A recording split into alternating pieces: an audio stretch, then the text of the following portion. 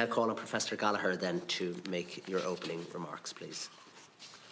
Dear Oireachtas Devlin, Deputies and Senators, thanks for the opportunity to meet today to discuss cross-border healthcare with a particular focus in our case on cancer research and its critical links to improved patient care.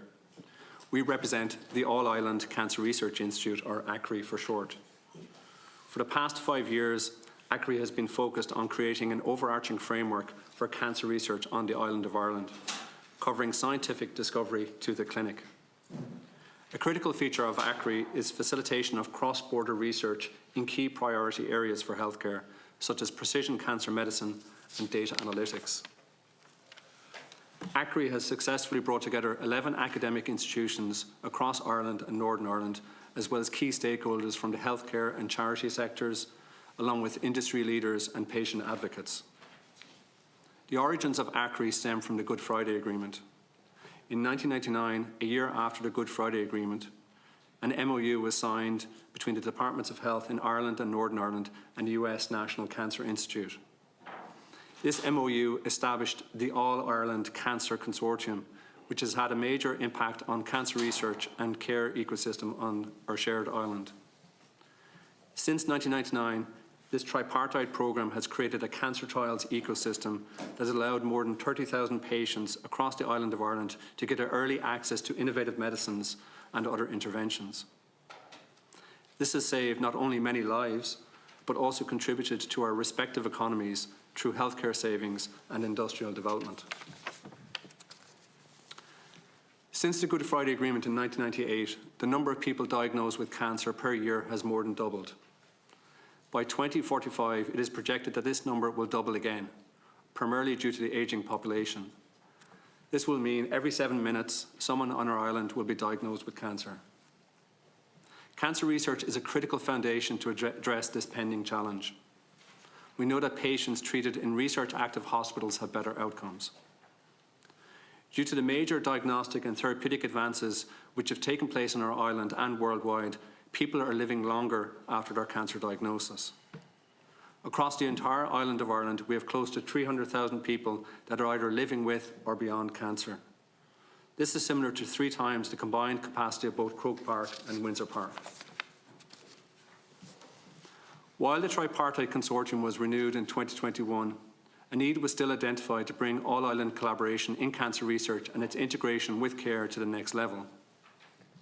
Accordingly, AICRI was formed as a virtual institute via a bottom-up strategy involving key stakeholders from academic and healthcare institutions, along with patient advocates, the cancer charity sector, industry, cancer trials organisations and cancer control units. AICRI presented our early vision to this committee in November 2021 and provided an update on our progress in February 23. Great encouragement and support for our activities was given on both occasions, which has greatly benefited our cause.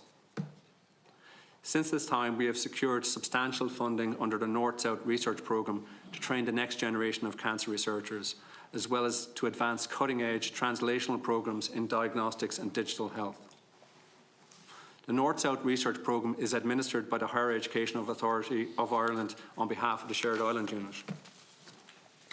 While the North-South Research Programme has provided a key foundation stone for AICRI, we are still in the early phases of our journey, and there is a need for additional mechanisms to foster cross-border collaboration in research to benefit patients.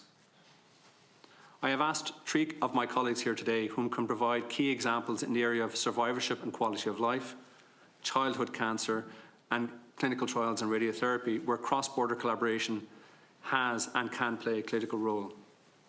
I'm delighted that Siobhan Gaynor, a tireless patient advocate and patient researcher, could make today.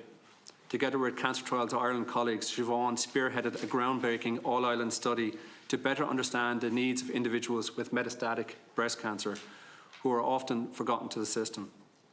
This work, which is patient-led, has been presented at major international cancer conferences and is paving the way for improved clinical pathways for those living with advanced disease. Professor Owen Smith from Trinity College Dublin and Children's Health Ireland is a leading clinician in the area of childhood cancer. Indeed, our colleagues in the childhood cancer space have really led the way in showing the importance of interinstitutional collaboration for the benefit of the younger generation affected by cancer. Professor Smith is leading out on a major new all-island study called Magic Eye that aims to embed genomic sequencing into the care pathway for every child and adolescent diagnosed with cancer. My colleague here, Professor Jerry Hanna from Trinity St James's Cancer Institute, is a leading radiation oncologist who has experience of working in both jurisdictions.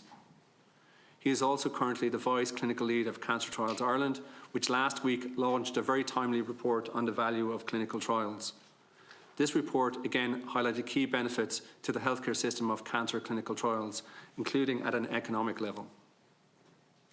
I wish to again thank the committee for their support in our journey as we endeavour towards a fully integrated approach to tackle the challenges that cancer poses.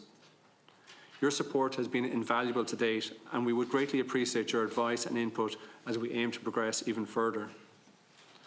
1 in 2 people on the island of Ireland will develop cancer during their lifetime. It affects all families and communities. We can make a difference by working together. Thank you. Thank you very much, Professor Gallagher, for that. And welcome back, obviously, to the committee, to the All-Ireland Cancer Research Institute.